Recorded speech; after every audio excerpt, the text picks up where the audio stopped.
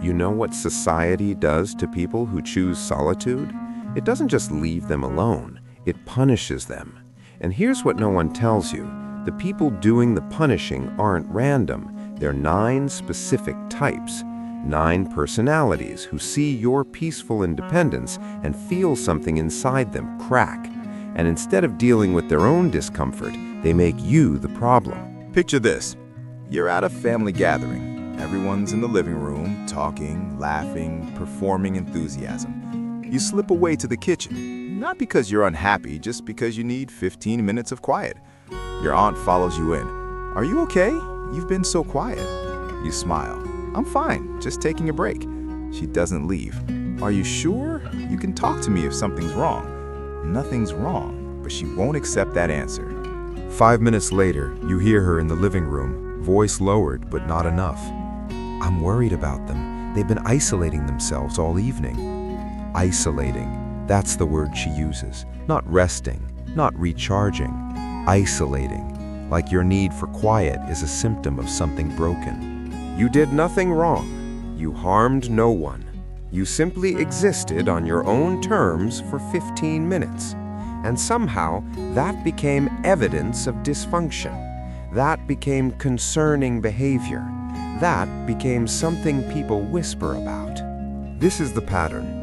You're content alone. They can't understand it, so they pathologize it. They frame your peace as a problem, your independence as isolation, your boundaries as dysfunction. Not because you're actually struggling, but because your contentment without them threatens something deep in their identity. And here's where it gets darker. These 9 types aren't just uncomfortable with your solitude, they're actively hostile to it. Because you're doing something they've been told is impossible. You're thriving without constant connection. And that simple fact exposes cracks in everything they've built their lives around. Let's start with type 1, the validation junkie. This person runs on external approval like a car runs on gasoline. Every decision, every outfit, every opinion, they need immediate confirmation that they're doing it right. And when they look at you, the person who makes choices without seeking consensus, something inside them breaks. Watch what happens in a group chat. They post a photo. Within seconds, the responses flood in. "Gorgeous! Stunning! How are you even real?" You see it. You think they look nice. You react with a thumbs up. 5 minutes later, a private message. "Did I look bad in that photo?" You're confused. "No, you looked good." "Then why didn't you comment? Everyone else did." Here's what they're really saying. Your simple acknowledgement isn't enough. You need to perform enthusiasm, write paragraphs, prove you were paying attention. Because in their world, anything less than excessive validation equals rejection. And you don't operate in that economy. You give genuine responses, not performances, and that makes you dangerous to their entire system of self-worth. Type 2 is the social dominator. This person measures their value by how much control they have in any room. They need to be the loudest, the funniest, the center of every conversation. Their entire strategy relies on other people shrinking back and letting them lead.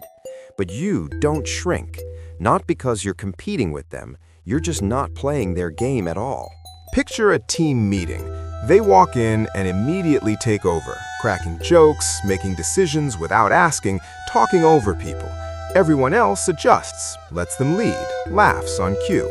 But you just open your laptop and start working, not challenging them, just doing what you came to do. And you can feel it, the shift in their energy. They get louder, more animated. They start directing questions at you. "What do you think? You've been pretty quiet over there." It's not a genuine question. It's a power move. Because you're not giving them the submission their whole routine depends on. You're not impressed, you're not intimidated, you're just indifferent. And to someone whose entire identity is built on dominating social spaces, your indifference feels like defiance. So they start making little digs, trying to pull you into their game. And when you still don't bite, they label you as boring, no fun, because admitting that not everyone wants to play their dominance games would shatter their ego. If this is resonating with you, hit that subscribe button. Your subscription really helps the channel. Type 3. The mind reader. This person is convinced they can decode everyone in the room. They pride themselves on reading energy, picking up vibes, predicting reactions. Their entire social strategy depends on knowing what people are thinking. But then you show up, quiet, calm, completely unreadable, and they panic. They can't figure you out. Can't tell if you like them, hate them, or couldn't care less. And that uncertainty, it makes them deeply uncomfortable. So they start projecting. They're probably judging everyone. They're definitely planning something. Notice the pattern? They can't handle the mystery, so they fill in the blanks with their own anxiety. To them, your silence isn't just silence. It's a threat.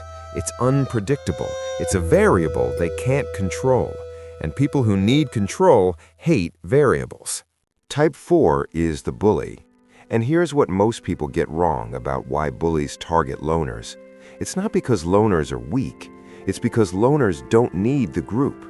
And that independence is terrifying to someone whose entire power structure depends on the hierarchy. Think about it. Bullies thrive in social hierarchies. They need people to fear them, follow them, validate their dominance. But you exist outside their hierarchy entirely. You don't care about their status. You don't want their approval. You don't need their protection. Which means they have zero leverage over you. So they do what bullies always do when they can't control someone. They try to destroy you socially. Rumors, gossip, public humiliation. They frame your independence as arrogance, your silence as hostility, your self-sufficiency as weakness. Because the alternative, admitting you're stronger than they are, is too painful for their fragile ego to accept. Type 5. The gossip collector.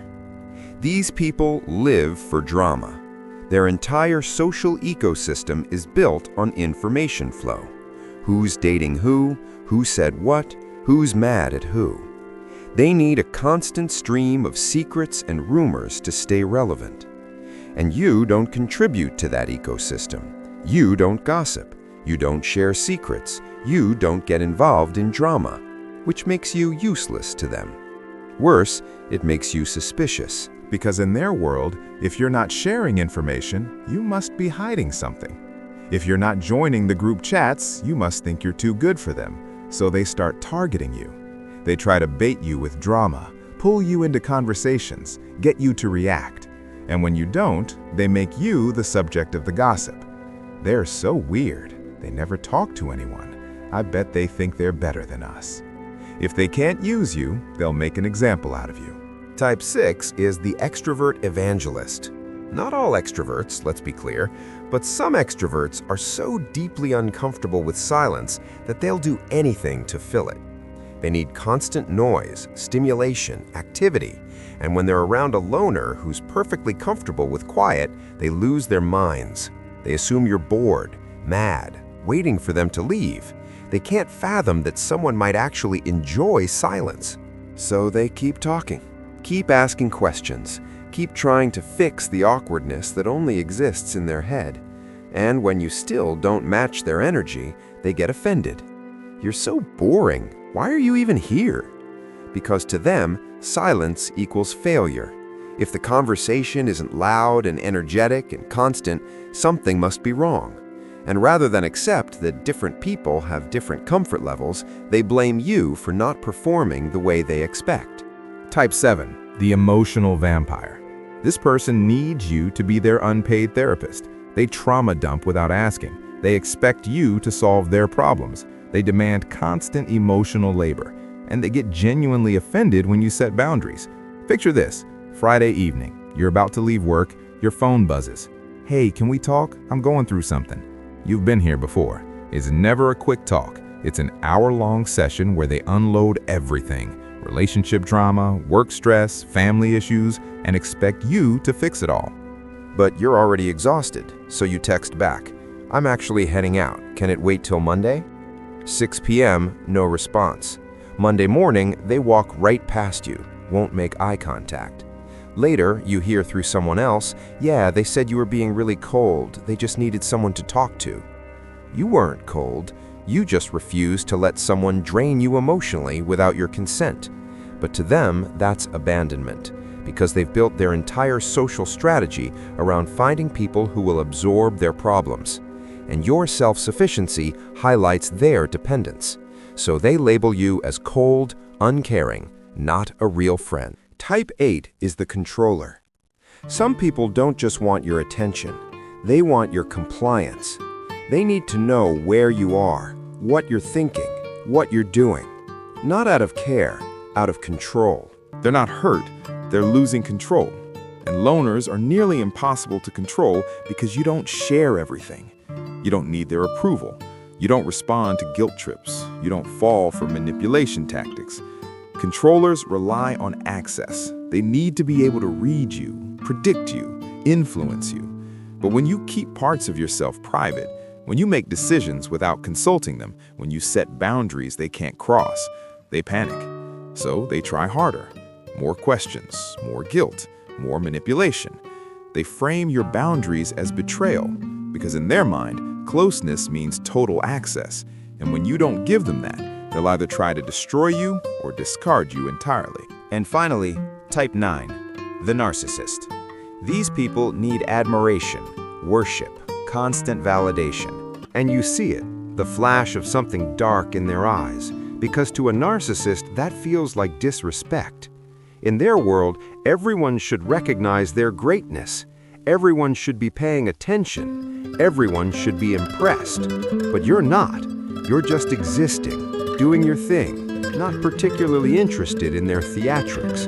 And that indifference is unbearable to them. So they'll either try to win you over, showering you with attention, making you their special project, or they'll try to destroy you socially, spreading rumors, gaslighting you, turning others against you. Notice something about all 9 types? Every single one hates loners for the same core reason. Loners don't need them. And that's terrifying. Because most people have built their entire sense of self on being needed, being liked, being relevant, being in control. But loners are proof that you don't need any of that to be okay. You don't need constant validation. You don't need a crowd. You don't need to perform for approval. You can just exist. And that simple act of existing without needing anything from them breaks their entire worldview.